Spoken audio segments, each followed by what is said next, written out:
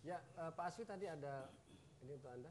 Iya, mengenai serangan umum 1 Maret itu jelas itu apa namanya itu konseptornya itu Sultan Hamengkubuwono. Soeharto itu hanya pelaksana lapangan.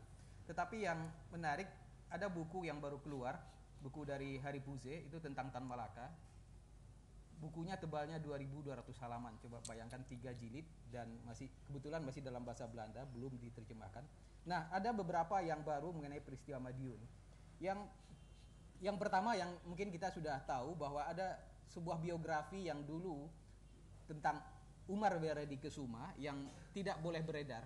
Nah, di dalam biografi itu dijelaskan bahwa Soeharto pernah datang ke Madiun dan ketika datang ke Madiun dia tidak dikenali oleh perwira Siliwangi yang kemudian sempat memukul dan bahkan hampir menebak mati Soeharto.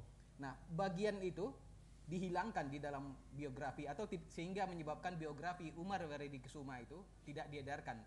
Ini sudah puluhan tahun yang lalu ya. Lalu yang kedua, di dalam buku Hari Puze juga dia menemukan di Arsip Nasional Republik Indonesia ada sebuah surat yang ditujukan oleh Soeharto waktu itu masih Letnan Kolonel kepada Kolonel Djoko Suyono. Kolonel Djoko Suyono ini ya pemimpin gerak tentara yang merah gitu. Nah, Soeharto menulis surat kepada Paduka Tuan Kolonel Djoko Suyono meminta Djoko Suyono supaya datang ke Yogyakarta menyelesaikan persoalan Madiun ini. Dan dia mengatakan, saya menjamin keselamatan Pak Joko.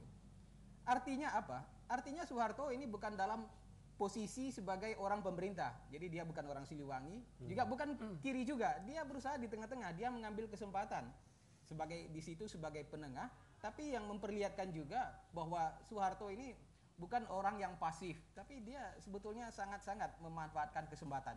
Ini juga terjadi di dalam peristiwa 3 Juli 46 ketika Jenderal Mayor, tadi Gus Dur mengatakan waktu itu Jenderal Mayor Sudarsono itu akan ke istana di Yogyakarta dan Soeharto lah yang melaporkan sebagaimana diakuinya ke istana sehingga kemudian Jenderal Mayor Sudarsono dan kawan-kawan itu ditangkap. Jadi Soeharto ini betul-betul orang yang kelihatannya itu orang-orang yang seakan-akan dia tidak berpengaruh, tidak berperan apa-apa, tetapi dia dalam kesempatan yang menentukan akan mengambil sikap yang menguntungkan dia gitu. Anda itu harusnya dilengkapi dengan sebuah buku ya.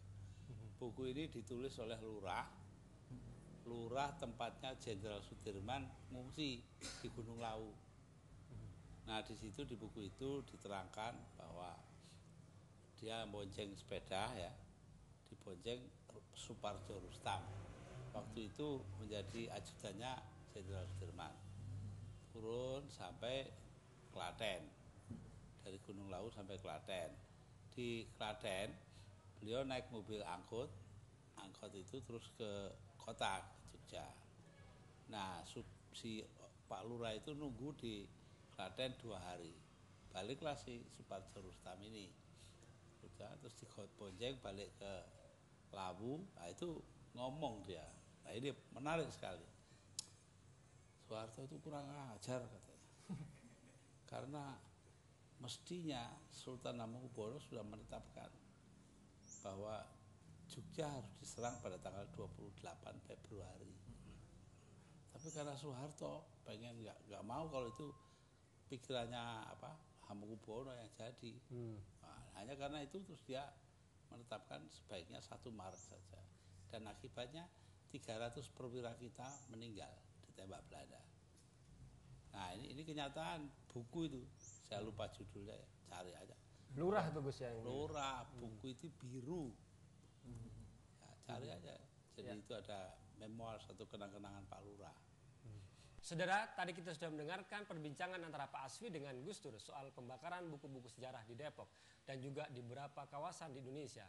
Dan pemerintah tidak bisa menggunakan cara-cara seperti itu. Memang banyak versi dalam sejarah kita, namun hendaknya dilakukan dengan cara dialog dan dilakukan dengan cara diskusi, bukan dengan cara-cara kekerasan. Saudara, terima kasih atas kebersamaan Anda bersama acara Kongko bareng Gus Dur dan kita akan berjumpa pada kesempatan yang akan datang. Wassalam.